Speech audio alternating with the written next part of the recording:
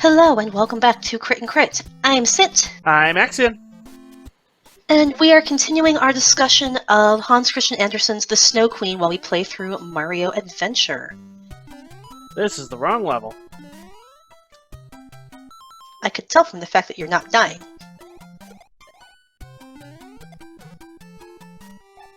I may just have to die anyway.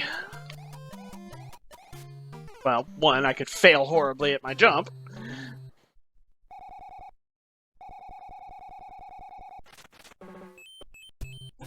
Yeah. Today we're talking about kind of forces of nature and how we personify them.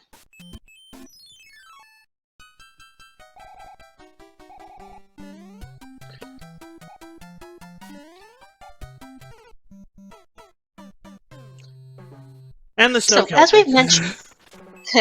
as we've mentioned in prior episodes, this is an interesting fairy tale, one because of its length and the fact it's broken up into several smaller vignettes rather than, how Andersen usually writes his fairy tales. But also, I don't think there's a true out-and-out antagonist for it. Because, the closest we really get would be the demon who creates the whole conflict, but he's literally just a background note as to how we got to this situation. Because the Snow Queen herself is... Again, I don't think she's the villain. She's just kind of there. And she's first introduced when Kai, Gerda, and Gerda's grandmother are talking about winter.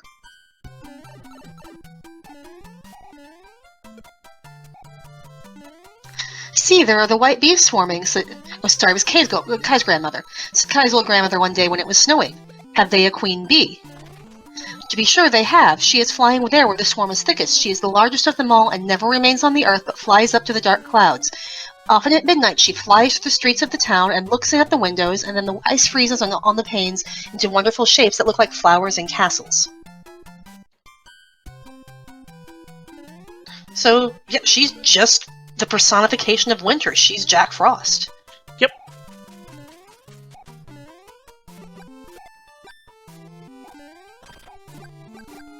And it's really not that uncommon in folklore and fairy tales and honestly even other situations for us to personify phenomena like weather like this. I mean, like I said, we have Jack Frost. I have noticed it's usually more winter though. I don't think I can think of a summer personification that's really commonly cited. Heat Miser doesn't really count because I've never heard of it outside of that one Christmas special. The closest I can think of is Titania as the Queen of the Summerlands.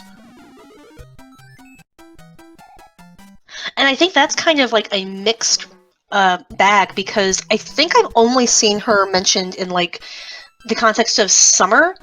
In the Dresden Files, so that's just one mythos right there.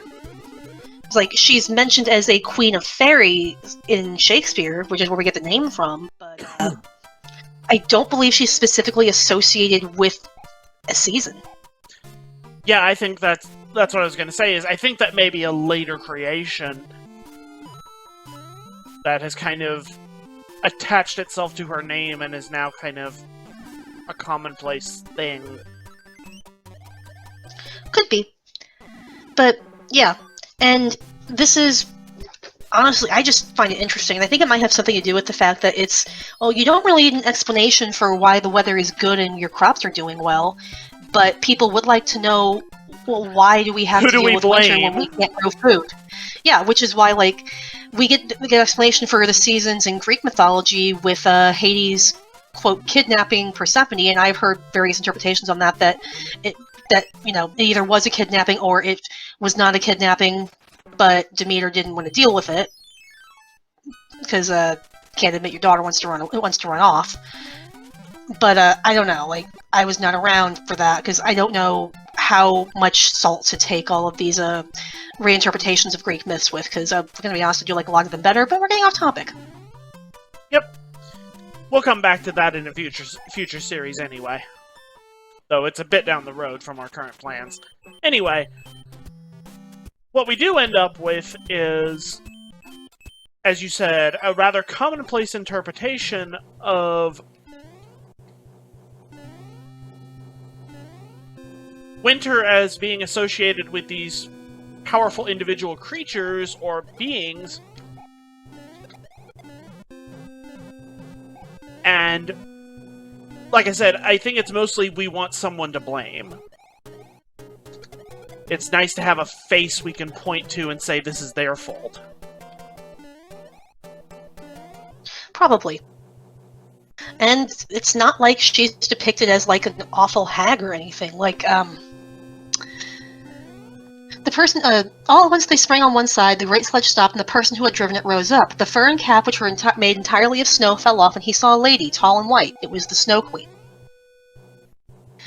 Kai looked at her and saw that she was so beautiful he could not imagine a more lovely and intelligent face. She did not now seem to be made of ice as when he had seen her through his window, when she had nodded to him. In his eyes she was perfect, and she did not feel at all afraid. Or, I think it's supposed to be he. There's a lot of typos in this one, I found. Yeah, she's quite beautiful.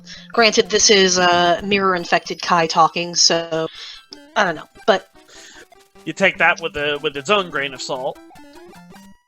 But yeah, like, the point is, like, the worst she's described at is looking like she's made of ice. Which just means she looks physically cold, doesn't necessarily mean she looks cruel. Yep. And she's not depicted as cruel. She doesn't do anything vicious. She doesn't cause Kai any physical harm. Maybe you could say... In fact, she does the exact opposite. Like, she notices, like, he's cold. "Are you still cold?" she asked as she kissed him on the forehead. The kiss was colder than ice. He felt as if he were going to die, but only for a moment. He soon seemed quite well again and did not notice the cold around him. So the first thing she does is make sure he doesn't feel as though he's going to freeze to death. Yep. And that's what I was kind of getting to, is she's not malicious in any way. And the best that, if you were trying to paint a unfavorable picture of her, the best you could do is that she's negligent, that she's oblivious of Kai's needs as a person, and that she has no care for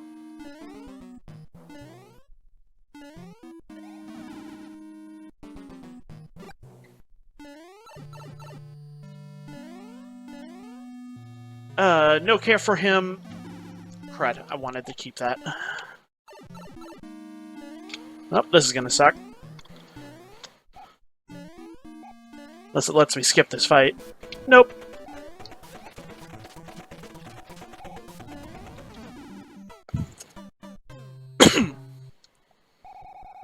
I wish there was a quick way to leave the world.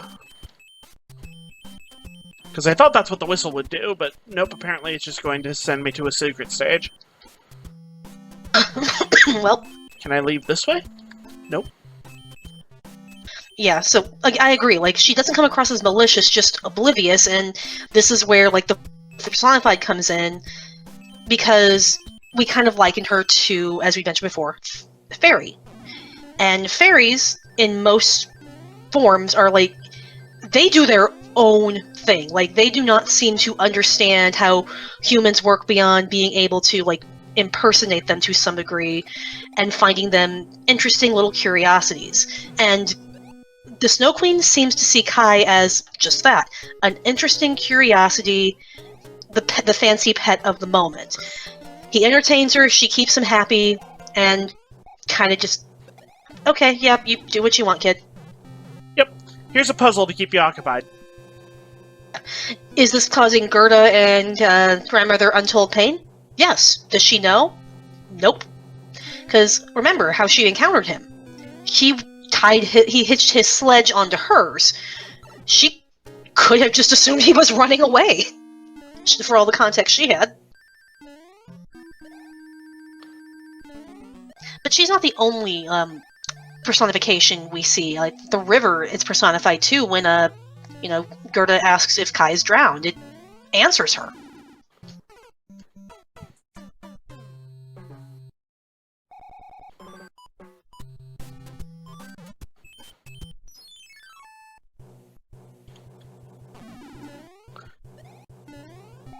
And really, almost all of the non-creature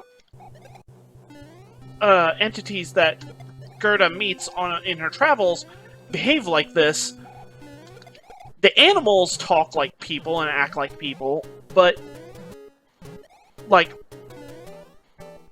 as you mentioned, the river doesn't really communicate well.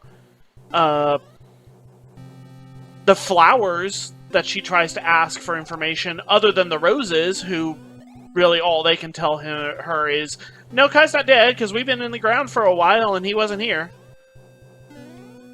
But all the other flowers are just like, oh, listen to my story next, oh, listen to my story next, and with next to no care about actually helping with Gerda's search.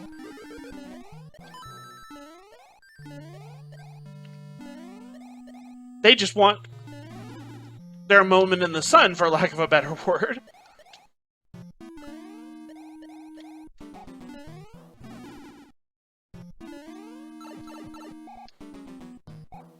These stupid little ghosts are just ruining my day. Like that.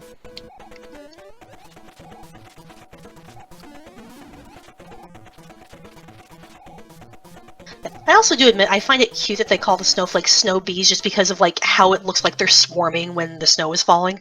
Yep. And that was one thing I noticed, was like, oh, apparently snow is bees now.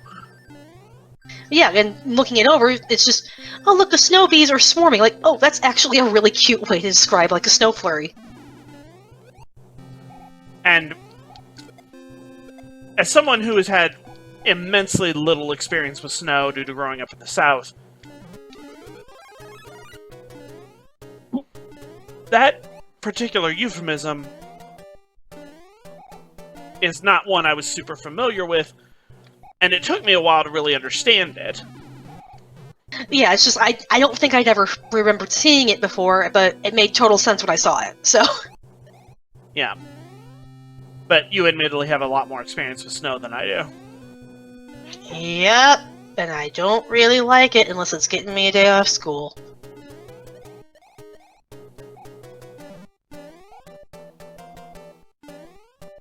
Yeah, I'm not really sure what else to add here. Well, then we can get back to getting out of this repeated problem next time. See y'all then. Bye!